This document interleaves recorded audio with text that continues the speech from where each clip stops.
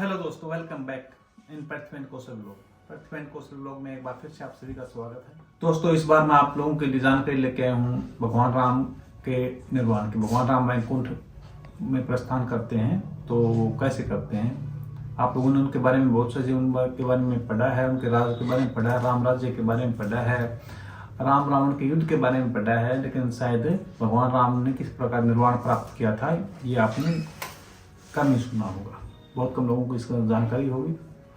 तो मित्रों, एक बार जब काफी समय हो जाता है भगवान राम को राज करते हुए, तो ऊपर से भाई यमराज धर्मराज कहते हैं कि प्रभु अब आपके भी जाने का समय आ गया, वापस अपने वैकुंठ लोक में जाने का समय आ गया है।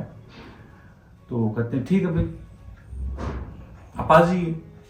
तो कोई तो बहाना चाहिए उनको जाने के लिए।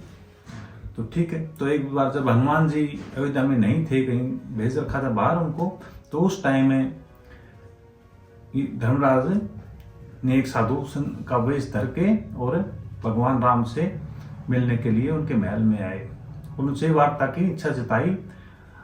तो लेकिन उन्होंने भगवान राम से कहा कि मैं आपसे अकेले में वार्ता करूंगा और कोई भी हमारी वार्ता एकदम गुप्त रहे, कोई तीसरा व्यक्ति उस समय अंदर प्रवेश ना कर पाए, ये मेरी शर्त है पहले। तो कृपया करके आप ना किसी द्वार के ऊपर किसी को नियुक्त कर दीजिए। तो ऐसा कहने पे उनके भगवान राम ने सहमति प्रदान कर दी और लक्ष्मण को द्वार के ऊपर नियुक्त कर दिया, क्योंकि हनुमान जी थे नहीं। तो लक्ष्मण को पहरे के ऊपर नियुक्त कर दिया और आदेश दे दिया, भाई कुछ भी हो जाए, जब तक ये संत मेरे साथ अंदर मंत्रणा में रहे तब तक किसी को अंदर प्रवेश ना दिया जाए। अब उन्होंने भैया को प्रणाम करके कहा, क्या जैसी आपकी इच्छा आज्ञा मैं पालन करूंगा। वो द्वार के ऊपर खड़े हो गए। अचानक जो है कि दुर्वासा ऋषि का वहां पे आना होता है। और दुर्वासा ऋषि कहते हैं, क्योंकि दुर्वासा ऋषि के बारे में आप लोगों को पता होगा कि वो बहुत ही क्रोधित ऋषि थे और बहुत तपवान थे। उनका तप बड़ा महान था और श्राप देने की उनकी बहुत पावर थी, शक्ति थी उनके पास। तो वह अचानक आ जाते हैं और लक्ष्मण से कहते हैं कि वीरवर लक्ष्मण, मुझे महाराजा राम से अभी तुरंत मिलना है। तब लक्ष्मण एकदम दुविधा में पड़ जाते हैं कि मैं क्या करूं। उनकी दुविधा देख के दुर्वासा ऋषि को क्रोध आ जाता है, तो गुस्से में हो जाते हैं, तुम किस बात को सोच रहे हो, तुरंत राम से मिलना है वरना मैं श्राप दे के अयोध्या को। लक्ष्मण सोचते हैं, भाई यदि ये अयोध्या का कुछ नुकसान करेंगे तो मेरे देशवासियों का नुकसान होगा। इससे अच्छा है कि मैं इनको अंदर जाने दूं, बाद में जो कि आज्ञा का पालन न करने का जो दंड है वो मैं भुगत लूंगा। राजा आज्ञा का मैंने पालन नहीं किया, ये दंड मुझे मिलेगा, मैं भुगत लूंगा, कोई बात नहीं। तो उन्होंने उसको सहर्ष दुर्वासा ऋषि को अंदर जाने की इजाजत दे दी। अंदर जो है कि भगवान राम और धर्मराज जो है कि बैठे हुए वार्ता कर रहे थे और उनको देखकर धर्मराज ने उनको भगवान राम को प्रणाम करके वहां से चले गए। और दुर्वासा ऋषि ने भगवान राम से मिले।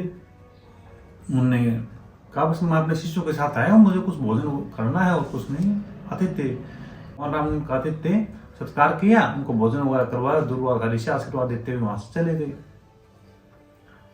अब दरबार लगता है और होता कि लक्ष्मण के ऊपर यह अभियोग लगाया जाता है कि उन्होंने राज आज्ञा का उल्लंघन किया। क्या उल्लंघन किया कि जब साफ उनको स्पष्ट कहा गया था कि किसी भी हालत में कोई अंदर ना पाए, और उन्होंने राज आज्ञा का उल्लंघन करके दुर्वासा ऋषि को अंदर आने दिया। लक्ष्मण ने अपनी तरफ से सफाई दी कि मैं यदि ऐसा नहीं करता तो दुर्वासा ऋषि अयोध्या नगर को नष्ट करने की धमकी दे रहे थे, श्राप दे रहे थे। तो भगवान राम ने कहा, तुम अपनी जगह ठीक हो, लेकिन राज आज्ञा का उल्लंघन करने पर दंड तो भोगना पड़ेगा, इसमें मैं भी कुछ नहीं कर सकता। ये नियम है और नियम सबके लिए है, किसी सिर्फ प्रजा के लिए नहीं, सबके लिए एक समान होता है। और इस राज आज्ञा का नियम पालन नहीं करने की सजा मृत्युदंड है।